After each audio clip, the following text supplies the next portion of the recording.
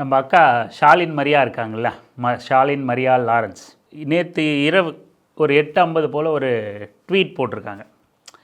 அவங்க தொடர்ச்சியாக போராட்ட களத்தில் இருக்காங்கள்ல, அவங்களால தினந்தோறும் போராட்டம் மக்களுக்காக களத்தில் நிற்கிறது, மக்கள் பிரச்சனைகளே பேசிக்கிட்டு இருக்கிறதுனால அவங்களுக்கு நேரம் பத்தலை பாவம்.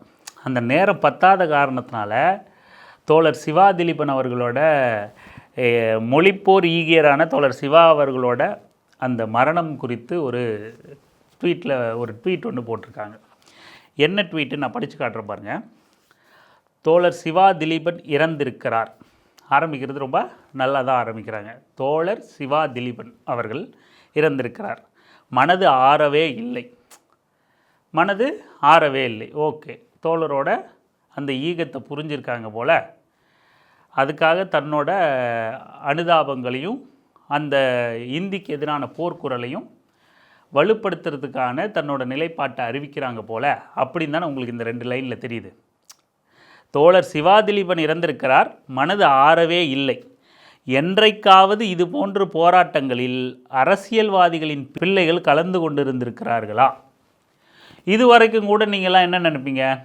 நியாயம் தானேப்பா, அதிகாரத்தில் இருக்காங்க, திமுக போன்ற கட்சிகள் தொடர்ந்து இந்திய எதிர்ப்பை பற்றி பேசுகிறாங்க, இந்திய நுழைய விட மாட்டேங்கிறாங்க, அவங்கெல்லாம் இந்த மாதிரி போராட்டத்தை பண்ணுறாங்களா, அவங்களில் யாராவது இந்த மாதிரி ஈகத்தை செய்கிறாங்களா அப்படின்னு கேள்வி கேட்டிருக்காங்க. அது ஒரு ஜனநாயகத்தில் உள்ள அவங்களுக்கான உரிமை. இதெல்லாம் போய் விமர்சிக்கலாமா அப்படின்னு தான் உங்களுக்கு தோணும். அடுத்து பேராவை கவனிக்கிறதுக்கு முன்னாடி, அடுத்து தமிழை காட்டி சொத்து சேர்த்த திமுகவின் குடும்பத்தில் இவ்வாறு நிகழ விடுவார்களா? நம்ம சொன்ன மாதிரி திமுகவை கேள்வி கேட்குறதுல ஜனநாயகத்தில் உரிமை, அவங்க ஒரு ஆளுங்கட்சி. இன்னும் சொல்லப்போனால் அந்த மொழிப்போர் அதிகமாக கிளைம் பண்ணிக்கிறது திமுக தான். அந்த பின்னணியில் நிறைய போராட்டங்கள் நிகழ்ந்திருக்கு. அது திமுகவுக்கு நிறைய வலு சேர்த்துருக்கு. அப்போது திமுகவை கேள்வி கேட்குறாங்க, சரிங்களா? அதுவும் வாஸ்தவம் தான். அந்த காலத்திலிருந்து இன்று வரை ஏன் இவர்களுடைய அதிகார பசிக்கு சாமானியனே பலியாக வேண்டும்?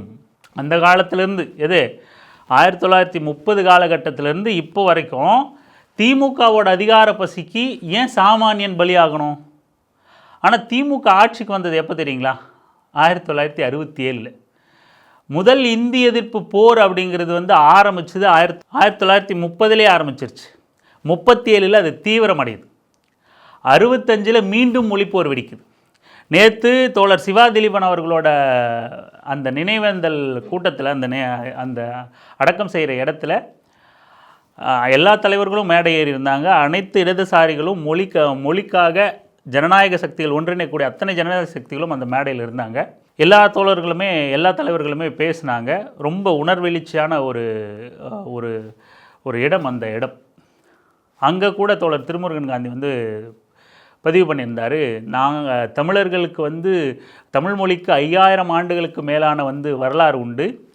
நாங்கள் நேரு பிரதமர், அதாவது வெள்ளக்கார ஆண்டப்பத்திலேருந்து இந்திய எதிர்த்திருக்கோம், நேரு பிரதமராக இருந்தப்பவும் எதிர்த்திருக்கோம், இந்திரா காந்தி இருந்தப்பவும் எதிர்த்திருக்கோம், ராஜீவ்காந்தி இருந்தப்பவும் எதிர்த்திருக்கோம். அப்படின்னே அத்தனை பிரதமர்கள் பட்டியலையும் போட்டு இன்றைக்கி மோடி எங்களுக்கு சுண்டக்கா, எங்களுக்கு உயிர் பெரிய துச்சம்தான், உயிர் போகிறத நாங்கள் விரும்பலை, உயிரை இழந்து நாங்கள் போராட விரும்பலை, ஆனாலும் எதற்கும் துணிந்தவர்கள் நாங்கள் அப்படிங்கிற மாதிரி ரொம்ப உணர்வு பொங்க தோழர்களிடத்தில் தோழர் திருமுருகன் காந்தி பேசியிருந்தார். ரொம்ப உணர்வெழுச்சியான ஒரு இது. தோழர்களை ஜனநாயகப்படுத்தி நம்ம உயிரை கொடுத்து நம்ம போராட தேவையில்லை, நாமெல்லாம் மே 17 இயக்க தோழர்கள் மணிமணியாக நம்ம தேர்ந்தெடுத்து வச்சுருக்கோம், ஒன்று கூடி இருக்கோம், நாம் உயிரை இழந்துடவே கூடாது, நாம் நின்று போராடணும் அப்படின்னு சொல்லிட்டு சில பட்டியலிட்டு பேசியிருந்தார். அப்படி வெள்ளக்கார ஆட்சியிலிருந்து இன்றைக்கி மோடி ஆட்சி வரைக்கும் தமிழர்கள் ஆதிக்கத்தை எதிர்க்கக்கூடிய அந்த ஆதிக்கம் இந்தியின் வழியாக வந்தால், எந்த வழியாக வந்தாலும் எதிர்ப்போம். அது மொழி வழியாக இந்தி வழியாக வந்தாலும் கூட நாங்கள் மிக தீவிரமாக மொழின்னா இன்னும் கூடுதலான வீரியம் கொண்டு நாங்கள் களத்தில் இறங்கி போராடுவோம். எங்கள் உயிரையும் ஐயா வைகோ பேசியிருந்தார். ஐயா வைகோ முதுமையின் காரணமாக அவரால் எழுந்து நடக்கவே ஒருத்தரோட துணை தேவைப்படுது. அந்தளவுக்கு முதுமையை அடைஞ்சிட்டார். அப்படி கொஞ்சம் பொறுமையாக நடந்து போய் மைக்கிட்ட நின்று அப்படி மைக்கை பிடிச்சி அப்படி நின்று பேச தொடங்கினா சும்மா இடி முழங்குது அவரோட பேச்சில். அவரோட வயசுக்கும் அவரோட முதுமைக்கும் அவர் நடக்கவே இன்னொருத்தரோட துணை தேவைப்படுது அப்படிங்கிற நிலைமையில் அவர் பேச்சு மட்டும் 20 வயது இளைஞனோட 25 வயது இளைஞனோட பேச்சா சும்மா இடியாக முழங்குது. அப்படி இந்திய இராணுவத்தின் குண்டுகளை நெஞ்சை நிமித்தி வாங்கிய போரின் தொடக்கம் சிவா திலீபன் அப்படின்னு சொல்லிட்டு சொன்னார். நம்ம தமிழர்கள் செய்த வரலாறு 1937 காலகட்டங்களில் இந்திய இராணுவத்தை பொள்ளாச்சி துப்பாக்கி சூடு திரைப்படம் ஒன்று வந்துச்சுல, அதை தொடர்ச்சியாக பிபிசியிலலாம் கூட அந்த பொள்ளாச்சி துப்பாக்கி சூடு குறித்து நிறைய செய்திகளை வெளியிட்டிருந்தாங்க.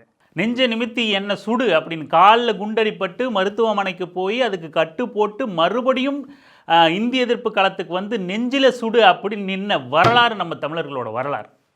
அன்னைக்கு திமுக இருந்துச்சா? அன்னைக்கு திமுகங்கிற ஒரு கட்சி இருந்துச்சா? திமுகவோட அதிகார பசிக்கு அன்னைக்கு வந்து நெஞ்சில் குண்டு வாங்க இந்திய இராணுவத்தை எதிர்த்து நம்ம இளைஞன் வந்து களத்தில் நின்னா? இவர்கள் வந்து தமிழ்நாட்டின் ஒரு மாநில சுயாட்சி குறித்த விஷயத்தையும் தமிழர்களோட மொழி உணர்வையும் பாஜக ஆர்எஸ்எஸ் பார்ப்பனியத்தோட திட்டத்தின்படி ஒரு கட்சிக்குள்ளே சுருக்கி இது கட்சியின் சுயநலம் சார்ந்த விடயம், அதனால் வெகு மக்கள் இதுக்கு கவனம் செலுத்த தேவையில்லை அப்படிங்கிற மாதிரியான பிரச்சாரத்தை தொடர்ந்து முன்வைக்க முனைகிறாங்க. அதாவது திமுகவை விடவும் பாஜக இங்கே தமிழர் நலன் சார்ந்த அரசியலை அனைத்தையும் திமுகக்குள்ளே சுருக்க முனையுது அப்படிங்கிறத நாம் கவனிக்கணும். மொழி பிரச்சனை திமுக மட்டும் பேசக்கூடிய பிரச்சனையா, இல்லை ஜல்லிக்கட்டு மாதிரியான பிரச்சனைகள் வந்து திமுக மட்டும் பேசிய பிரச்சனையா, இல்லை திமுக போராடிய பிரச்சனையா? தமிழன் நலன் சார்ந்த உரிமை பறிக்கப்படுற விஷயங்களில் அவன் தன்னெழுச்சியாக உணர்வெழுச்சியாக வந்து வீதியில் இறங்கி நின்று போராடும். சிவா திலீபன் போன்ற தோழர்கள் ஏன் இந்த மாதிரியான விபரீத முடிவுன்னு கூட நம்ம அதை சொல்ல முடியாது. இந்த மாதிரியான முடிவை, துணிச்சல் மிக்க முடிவை ஏன் எடுக்கணும்?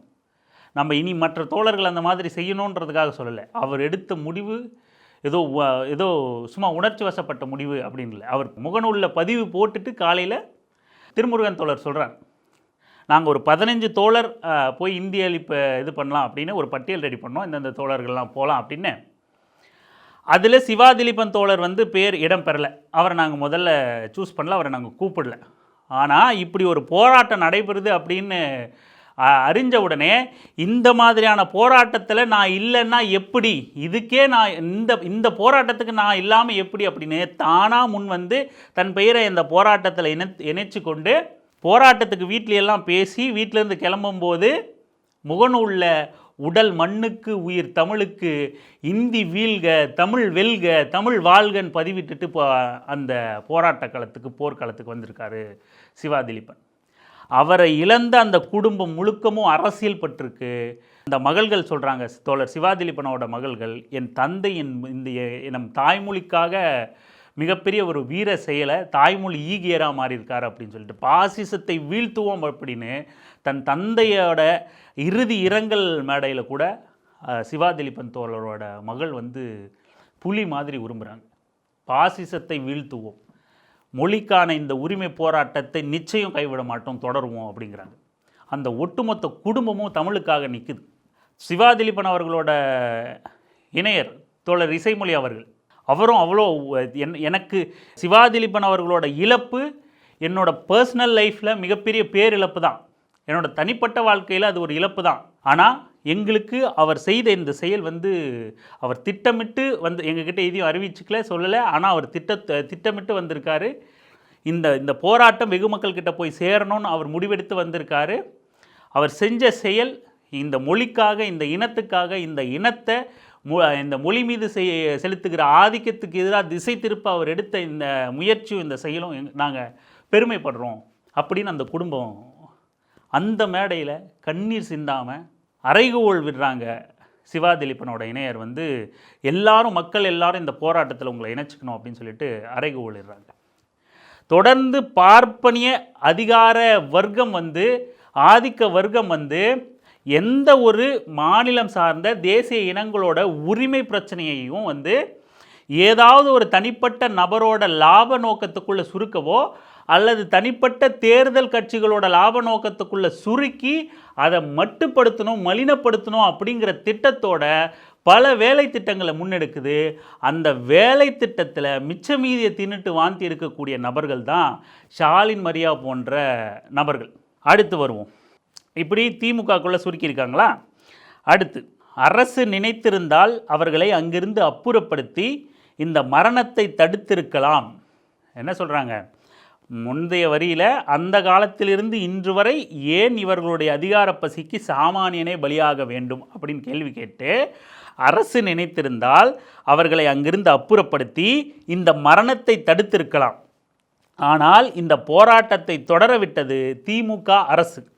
இந்த அரசியல் அவர்களுக்கு தேவைப்பட்டது அப்படின்னு சொல்லிட்டு திமுக, மறுபடியும் திமுக, நீங்கள் ஒரு ஆளுங்கட்சியான திமுக மேலே உங்களுக்கான குறைபாடுகளோ தேவைகளோ இருந்தால் விமர்சனம் வைக்கலாம்.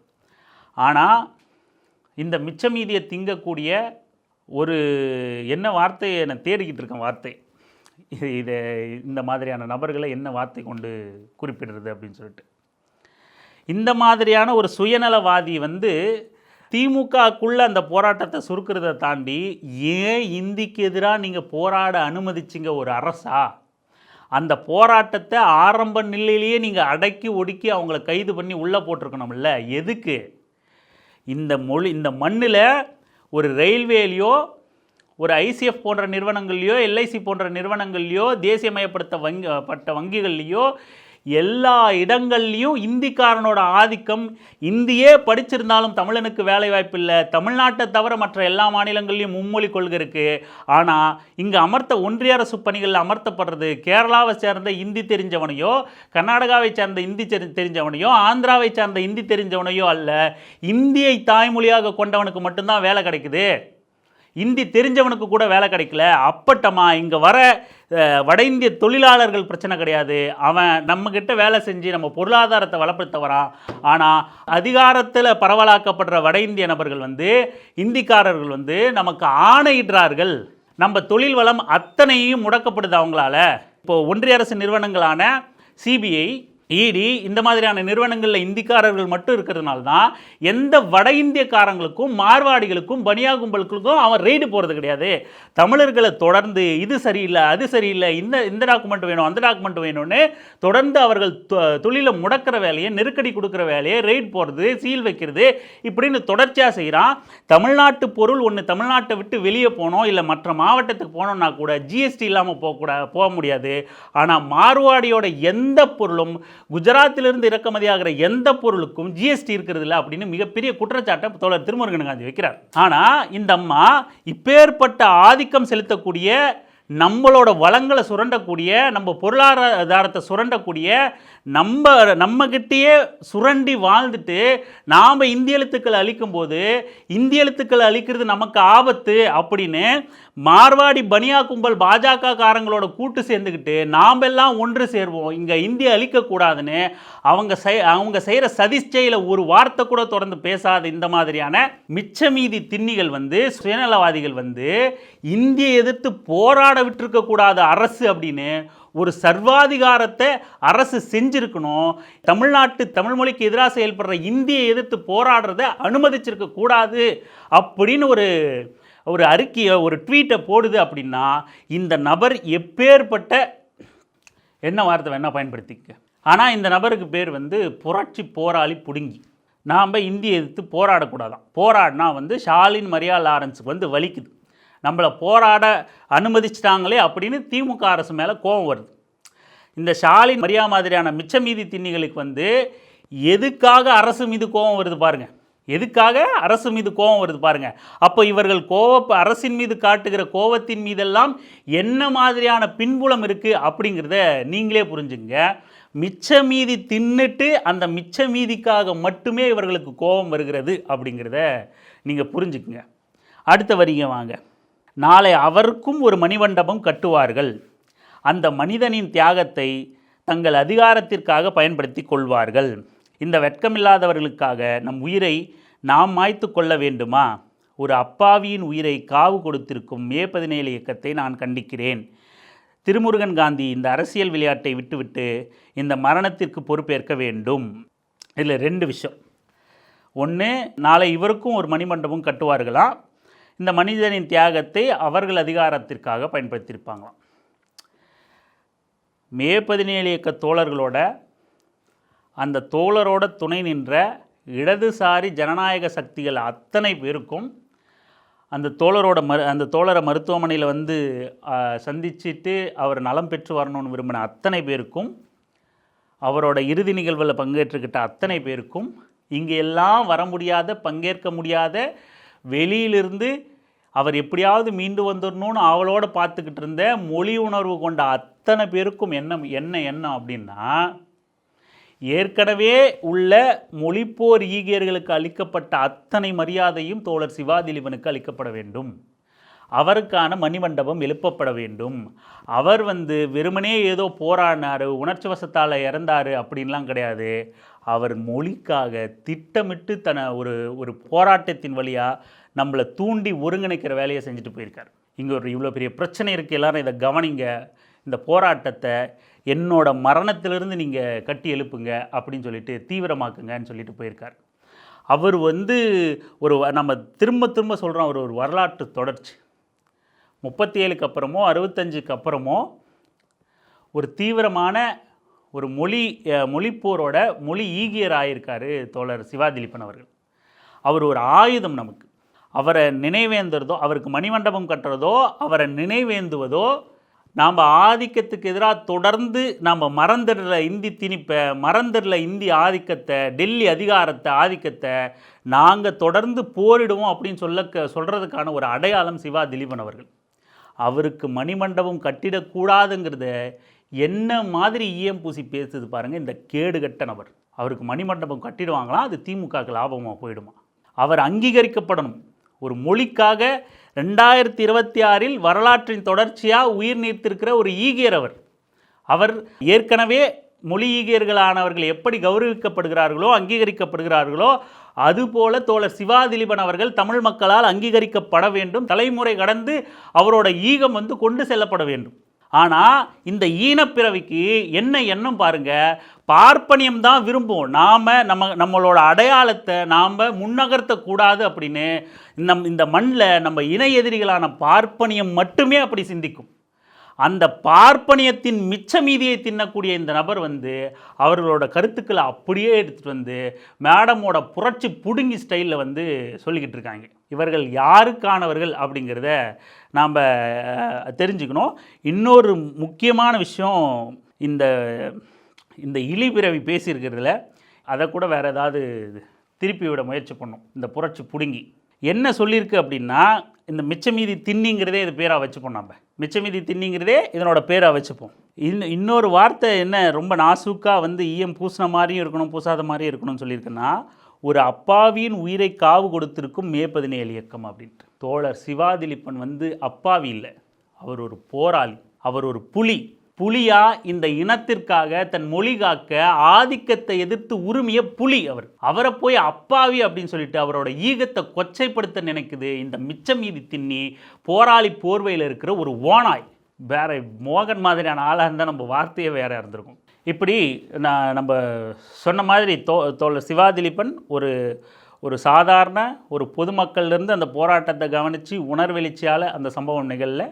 அவர் தொடர்ந்து மே 17 இயக்கத்தில் கள செயற்பாட்டாளராக அத்துணை போராட்டங்கள்லையும் குடும்பத்தோடு கலந்துக்கிட்டு இருக்கிற, குடும்பத்தை அரசியல் படுத்தி வச்சிருக்கிற மிக முதிர்ச்சி அடைந்த மூத்த தோழர், உயிர்கொடைய விரும்பாத தோழர். ஆனாலும் அவருக்கே ஒரு இக்கட்டான சூழலில் இந்த போராட்டத்தை மக்கள்கிட்ட கொண்டு போய் சேர்க்கணும் அப்படின்னு துணிந்து முன் திட்டமிடலோடு இப்படி ஒரு சம்பவத்தை செஞ்சுருக்காரு. இதை கொச்சப்படுத்துகிற நோக்கத்தோட இந்த எச்சத்திண்ணி வந்து இப்படியான பதிவுகளை போட்டுக்கிட்டு இருக்கு. மிக வன்மையாக கண்டிக்கத்தக்கது. போகிற போக்கில் பாப்பாம் போடுற மிச்சத்தை தின்னுட்டு எதை வேணால் பேசிட்டு போகலாம். கடைசியில் ஏதாவது ஒரு ஒடுக்கப்பட்ட மக்கள் பிரச்சனை பேசிட்டு தன்னை போராளிங்கிற அடையாளத்தை தக்க வச்சுக்கலாம் அப்படிங்கிற திட்டத்தில் தான் இந்த மாதிரி நிறைய நபர்கள் வந்து சுற்றுறாங்க. நிறைய நபர்கள் தலித் பிரச்சனைக்கு 2-3 பிரச்சனைக்கு நான் பேசிட்டேன்னா நான் போராளி, அந்த போராளி அடையாளத்தோடு நான் மீதி என்ன பேசினாலும் வந்து அது சரியாக இருக்கும். பாப்பான் வாந்தி எடுக்கிறத அப்படியே அள்ளிட்டு வந்து கொட்டி விட்டனாலும் அது சரிதான் அப்படின்னு நான் சும்மா சாதாரணமாக சொல்லலை. இந்த இந்த மிச்சந்தின்னி வந்து கூட்டு சேர்ந்துக்கிட்டு இருக்கிறது சீமானோட. நாய் எலும்பு ஒருத்தர் இருக்கான், குடிகார பையன், கிஷோர் கே சாமி அப்படின்ட்டு. அந்த குண்டிகாட்டி மானிய பரம்பரையில் வந்தவன் அவனோட கூட்டு சேர்ந்துக்கிட்டு பார்ப்பனியத்தின் அடிவருடியாக இருந்துக்கிட்டு இது போய் வடநாட்டு ஊடகத்தில் பிஜேபி இதை செய்யுது அப்படின்னா அவங்க எங்களோட கொள்கை எதிரி, ஆனால் விசிகே செய்யுதுன்னு ஒப்பாரி வைக்குது. பிஜேபி கொள்கை எதிரின்ற அளவுக்கு உனக்கு அறிவு இருக்கா? பிஜேபி கொள்கை எதிரின்ற அளவுக்கு உனக்கு அறிவு இருந்துச்சுன்னா பிஜேபி கிட்ட வாங்கி தின்னுக்கிட்டு இருக்கிற சீமான்கிட்டையும் நேரடி குண்டிகாட்டி மானிய வழி வந்தவன் கிஷோர் கே சாமியோட பரம்பரைகிட்டையும் உனக்கு என்ன மயிறு வேலை, என்ன புடுங்குற வேலை? அந்த கருத்தியலோடு சேர்ந்து நீ பயணிக்க முடியுது அப்படின்னா பிஜேபி எப்படி உனக்கு கொள்கை எதிரியாக இருக்க முடியும், கொள்கை பகைவர்களாக இருக்க முடியும்? என்ன மாதிரி முட்டாள்களாக்குறாங்க. இளைஞர்கள் உணர்ச்சி வசப்பட்டு தலித் இஷ்யூக்கு பேசுகிறவங்கெல்லாம் புரட்சி போராளிகள் அப்படிங்க நினச்சிருவாங்க அப்படின்ட்டு இந்த நபர்கள் எந்த மாதிரியான முகமுடி போட்டுக்கிட்டு சுற்றுறாங்க அப்படிங்கிறத நம்ம அறிஞ்சுக்கணும். பக்காவாக பார்ப்பனியத்தோட ஏன் ஓட்டவாய் நாராயணன் இந்த இந்தி அழிப்பு போராட்டம் ஆரம்பித்த உடனே ஒரு பதிவு போடுறான், நாராயணன் திருப்பதி. அந்த பதிவில் திமுகவுக்கான இப்போ இந்த கர்மம் முடிச்சது என்ன சொல்லுதோ அதே இதை தான் திருப்பதி நாராயணனும் ஆரம்பத்தில் பதிவு போடுறான். அதுக்கு தோழர் திருமுருகன் காந்தியே பதில் கொடுக்குறாரு. நாங்கள் இப்படியா போராட்டத்தை ஒருங்கிணைச்சோம், இப்படியெல்லாம் பண்ணிட்டு இருந்தோம், இப்படி போராட்டத்தை இன்றைக்கி நிகழ்த்தியிருக்கோம், இது எந்த மீடியாவில் வரல, திமுக ஊடகங்களையும் வரல, அப்புறம் எப்படா நாயே எங்களை நீ அவர் அப்படி சொல்லலை. ஆனால் இவனை நம்ம மரியாதையாக பேசவும் முடியல. அப்புறம் எப்படி எங்களை அங்கே திமுகவுக்கு வேலை செய்கிறோம் அப்படின்னு நாக்கு பிடுங்குற மாதிரி கேள்வி கேட்டிருந்தாரு. அதுக்கு இவங்ககிட்ட பதில் இல்லை. அப்போ ஓடினவ தான் திரும்ப வரல. இப்போ எந்த வழியாக வந்திருக்கான்னா நம்ம புரட்சி போராளி இருக்காங்கல்ல ஆக்டிவிஸ்ட்டு, அந்த ஆக்டிவிஸ்ட்டு போட்டிருக்கிற ட்வீட்டுக்கு கோட் ட்வீட் பண்ணியிருக்கான். ஷாலின் மரியா லாரன்ஸோட இந்த ட்வீட்டை நம்ம இப்போ படித்ததுக்கு அதை வரவேற்று மிகச்சரியான பதிவான். இவரின் பல்வேறு கருத்துக்களில் எனக்கு மாற்று கருத்து உண்டு. என்ன மாற்று கருத்து? நேரடியாக பிஜேபியிலேருந்து சொம்பு தூக்குற இது வந்து அந்த நாய் எலும்பு கிஷோர் கே சாமி கூட சேர்ந்துக்கிட்டு சொம்பு தூக்கிட்டு இருக்கு. அவ்வளோதான், கட்சியில் இல்லை நேரடியாக, மற்றபடி வாங்கி தின்னுக்கிட்டு இருக்கு. இதில் என்ன உனக்கு மாற்று கருத்து இருந்து கிழிக்க போகுது? சிவாதிலீபன் மறைவுக்கு என்ன ஆழ்ந்த இரங்கல், அது ஒன்று டெம்ப்ளேட்டாக வச்சுருக்கானுங்க. இவனுங்களுக்கு அக்கறை இருக்கான், சிவாதிலீபன் இறந்துட்டாருங்கிறது அக்கறை இருக்கான், ஆனாலும் விமர்சனம் இருக்கான் திமுகக்காக இதை பண்ணிட்டாங்க அப்படின்ட்டு. சிவாதிலீபன் மறைவுக்கு என்ன ஆழ்ந்த இரங்கல், ஆனால் இந்த பதிவின் கேள்வியில் உண்மை உள்ளது. தொண்டர்கள் மட்டுமே உயிரிழக்க வேண்டுமா? தியாகம் என்ற சொல்லை தாங்க வேண்டுமா? குடும்பமும் உயிரும் அரசியலை விட பெரிதல்ல, ஆனால் தியாகி பட்டம் அளித்து தங்களின் மலிவு அரசியலை தொடர்வார்கள் சிலர் அப்படிங்கிறான். தொண்டர்கள் மட்டுமே இறக்க வேண்டுமா அப்படின்னு கேட்குறேன்னா, திருப்பரங்குன்றத்தில் தீபத்தூணில் தீபம் ஏற்றணும் அப்படின்ட்டு ஒரு இளைஞர் வந்து தீக்குளிச்சு இறந்துட்டாருன்னு உங்கள் அயோக்கிய கும்பல்லாம் அதை பெரிய அரசியலாக்க முயற்சி பண்ணி அவங்க குடும்ப செருப்பு கழட்டி அடித்து இங்கே வந்து அரசியல் பண்ணாத அப்படின்லாம் சொல்லி அமிச்சாங்கல்ல. அப்போ என்ன மயிறு அப்படிங்கிட்டு இருந்தீங்க? திருப்பதி நாராயணன் நீ போய் கொளுத்திட்டு சாக வேண்டியது தானே பண்ணியிருக்க. அப்படி கேள்வி கேட்கலாம்ல. நாம் திருப்பதி நாராயணன் சாகணும்னு நம்ம கேட்கல. தொண்டர்கள் சாகிறாங்க அப்படின்னு உங்களுக்கு வருத்தமாக இருந்துச்சுன்னா அப்போ என்ன பிடிங்கிட்டு இருந்தீங்கன்னு நம்ம கேட்குறோம். நீங்கள் தானே கிளைம் பண்ணிக்கிட்டீங்க இறந்தவர் உங்கள் தொண்டன் அப்படின்ட்டு. திருப்பரங்குன்ற இஷ்யூக்காக தான் அவர் இறந்தார் அப்படின்னு சொல்லிட்டு கிளைம் பண்ணிக்கிட்டீங்களே. அர்ஜுன் சம்பத் என்ன பண்ணிகிட்டு இருந்தான்? எச்சக்கல ராஜா அயோத்தியா மாற்றுவேன் அப்படின்னு சொல்லிட்டு பெரிய பிடிங்க மாதிரி பேசிகிட்டு இருந்தான். அவன் என்ன பண்ணிகிட்டு இருந்தான்? நீங்கள் யாரும் சாக போகலல்ல. அப்போ என்ன யோகியதை இருக்கு உனக்கு இதை கேள்வி எழுப்பேன்? தமிழர்கள் மொழிக்காக உலகிலேயே வேறு எங்கும் நிகழாத இல்லாத மக்கள் தமிழர்கள். மொழிக்காக உயிர்கொடை அளிக்கக்கூடியவர். மொழிக்காக எங்கேயுமே வரலாறு கிடையாது, எங்கேயுமே எந்த இடத்துலையுமே கிடையாது. மொழிக்காக ஒரு இனம் வந்து தன் உயிரை கொடை கொடுக்குது, தியாகம் செய்யுது, ஈகம் செஞ்சு மொழி காக்க போராட்ட காலத்தில் நிற்கிதுன்னு எந்த இடத்துலையும் கிடையாது. நமக்கு தெரிஞ்ச அறிவில் மட்டும் சொல்லலை, தலைவர்கள் சொன்னதை சேர்த்து சொல்கிறோம். ஐயா வைகோ மாதிரியான நபர்களோ இல்லை மார்க்சிஸ்ட் தோழர்களோ இவங்கெல்லாம் சொன்னதை வச்சு தான் நம்ம சொல்கிறோம். மொழிக்காக அப்படி உயிர் கொடை கொடுத்த நபர்கள் உலகெங்கிலும் கிடையாது, ஆனால் தமிழன் இருக்கான். அப்பேற்பட்ட தமிழர்களை வந்து நம்ம அத்தனை பேரும் வந்து உயிர் கொடுத்து இவனுங்கக்கிட்ட செத்துக்கிட்டே நாம் வந்து போராடணும் அப்படின்னு சொல்லவில்லை, இருந்து போராடணும், அதுதான் வழி. ஆனால் எங்களோட தியாகத்தை ஈகத்தை கொச்சைப்படுத்துவதை ஒருபோதும் அனுமதிக்க மாட்டோம். எங்கள் மீது அக்கறை உள்ளது போலவே வந்து அவர் அப்பாவி, அவருக்கு நாங்கள் இரங்கல் தெரிவிக்கிறோம், திமுக ஏமாத்திருச்சு, திருமுருகன் காந்தி ஏமாற்றிட்டாரு, அரசியலுக்காக பயன்படுத்திட்டு இருக்காருன்னு மிக கடுமையான கண்டனத்தை தெரிவிக்கிறோம். உங்களோட எச்சப்பொறிக்கைத்தனத்தெல்லாம் ஷாலின் மரியா திருப்பதி நாராயணன் கிட்ட வச்சுக்கணும், இல்லை அந்த நாய் எலும்பு கிஷோர் சாமி கிட்ட வச்சுக்கணும். இந்த ஓட்டவாய் நாராயணனும் ஸ்டாலின் மரியாதைக்கிட்டே வச்சுக்கணும். பெரியாரிய தோழர்கள்கிட்ட தமிழுக்காக உயிரையும் கொடுக்க துணிந்து களத்தில் நின்று போராடுற தோழர்கள்கிட்ட வச்சுக்கக்கூடாது. இறுதியாக இந்த இந்தி திணிப்பு அளிப்பில் தோழர் சிவா திலீபன் அவர்களோட ஈகத்தை யாரெல்லாம் இந்த ஈகத்தில் பங்கெடுத்து அந்த இயக்கத்தோட துணை நின்று அந்த குடும்பத்தோட துணை நின்று மொழிக்காக அத்தனை போராட்டங்களையும் துணை நிற்போம் அப்படின்னு உறுதியளித்து ஆறுதலாம் வந்தாங்க அப்படின்னு நீங்கள் கவனிக்கணும். யாரெல்லாம் வரலை, எடப்பாடி பழனிசாமியோ சீமானோ அன்புமணியோ விஜயோ இவர்களுக்கெல்லாம் இது ஒரு பொருட்டே கிடையாது. யாரெல்லாம் வரலை அப்படிங்கிறதையும் நீங்கள் கவனத்தில் கொள்ளணும். அதே போல் யார் இதை இழிவுபடுத்தி பேசுகிறார்கள் அப்படிங்கிறதையும் நீங்கள் கவனத்தில் கொள்ளணும். மோகன் மாதிரியான தற்குறி பயல்களும் அந்த தற்குறி மாதிரியான நீங்கள் இந்த ஸ்டாலின் மரியாதை லாரன்ஸை பெரிய இன்டலெக்சுவல்லாம் எழுத்தாளர் புடுங்கி புரட்சி போராளின்லாம் கருதுறாதீங்க. மோகன் எப்படி சினிமா தளத்தில் ஏமாற்றிக்கிட்டு இருக்கானோ அதே போல் ஒரு நபர் தான் ஸ்டாலின் மரியாதை லாரன்ஸ். அவ்வளோதான் நீங்கள் வச்சுக்கோங்க. இப்படியான ஒரு நபர் என்ன புரட்சியும் பிடிச்சி அறுத்து தள்ளிட முடியாது. மக்கள் மீது துளியூண்டும் அக்கறை இல்லாமல், மக்கள் நலனின் அக்கறை இல்லாமல், சுயநலத்திற்காக பேரம் பேசி விலை போகக்கூடிய நபர்கள் ஆகச் சிறந்த புரட்சி போராளிகளாக இருக்கவே முடியாது. மக்கள் நலனுக்காக எந்த கருத்துக்களையும் அவங்க தெரியப்படுத்தவே முடியாது. மோகன்ஜி சினிமாவில் இருக்கக்கூடிய ஒரு ஸ்டாலின் மரியாதை லாரன்ஸ் இந்த எழுத்து தளத்தில் இருக்கக்கூடிய ஒரு மோகன்ஜி, அவ்வளோதான் இவங்க. இப்படி இவர்களை அடையாளம் கண்டுக்கணும். சீமான் கருத்து தெரிவிச்சிருக்காரு அப்படின்னு யாருக்காவது தோணலாம். தோழர் திலீபன் கிட்டத்தட்ட மார்ச் 11 அடிபட்டது. நேற்று மார்ச் 19, 8 நாட்களை கடந்து மருத்துவமனையில் இருக்காரு. நேற்று அடக்கம் செய்கிற அந்த நேரங்களில் பத்திரிகையாளர்கள் கேட்ட பிறகு அந்த செய்தி அறிந்து நான் வேதனை உற்றேன், துயரமுற்றேன்.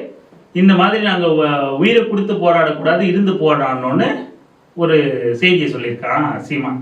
8 நாளாக இவருக்கு அந்த செய்தி கேள்விப்படாத அளவுக்கு அவ்வளோ பிஸியாக பிடிங்கி அறுத்து தள்ளிக்கிட்டு இருக்கீங்களா? பெரிய ஒரு அறிக்கை வெளியிடுறாராம் இவர், தேர்தல் அறிக்கை. என்னத்தை நீ வெளியிட்டு கிளிக்க போற? அப்படியே காப்பி பேஸ்ட் பண்ண போற. எப்போ பார்த்தாலும் அதே தூய குடிநீர், இலவச கல்வி, இதைத்தானே பேச போற. இதுதானே இருக்க போகுது. என்ன நீ பிஸியா, என்ன திருடி திங்கிறதுல, திரள் நீதி வாங்குறதுல பிஸியா இருக்கு, அவ்வளவுதான். ஒரு மொழி பிரச்சனை, நாம் தமிழர் கட்சியின் பேரை வச்சுக்கிட்டு மொழி பிரச்சனை குறித்து, மொழி ஆதிக்கத்தை குறித்து பேச துப்பு இல்லை. யார் நம்மவர்கள், யார் எதிரிகள், யார் விரோதிகள், துரோகிகள் அப்படிங்கிறத நம்ம இனம் கண்டுக்கணும். நமக்கானவர்களை நம்ம அடையாளம் காணல, நம்ம துரோகிகளை, இனப்பகைவர்களை, இன துரோகிகளை அடையாளம் காணலை அப்படின்னா நம்ம வீழ்த்தப்படுவோம். நன்றி.